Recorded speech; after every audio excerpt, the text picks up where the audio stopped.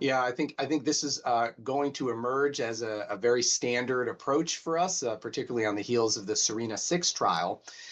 In contemporary or recent clinical practice, most people would look at ctDNA at the time of clinical or radiographic progression. But I think we're learning more and more about how valuable ctDNA dynamics can be, even for patients actively on treatment. Now, that could be comparing a baseline ctDNA to 1 to 2 cycles in to see how well we're engaging with the target. For example, dynamic drops in ESR1 for patients who have this type of breast cancer, or it can be the reverse. Patients who are doing well on therapy, and we're watching over time for the emergence of alterations like ESR1 to predict when we should change therapy, for example, like in the SERENA-6 study.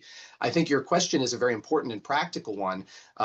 We don't yet have a lot of experience in clinic doing circulating tumor DNA analysis on treatment in the absence of clinical or radiographic progression. That's going to require some changes to the guidelines. It's going to require in the US and abroad some changes in the way, for example, that insurance might cover this kind of testing. But I think on a translational scientific side of things, we're demonstrating the value in looking at these dynamic changes, both to map tumor response or to predict which patients, like we were just discussing, might have the best tumor response, but also to predict the emergence of resistance before patients develop symptoms or develop radiographic or clinical changes. So I think we have more work to do. I hope that we're going to be able to get there and that we're going to see a paradigm shift in the way we think about ctDNA as not just a tool for treatment selection at progression or at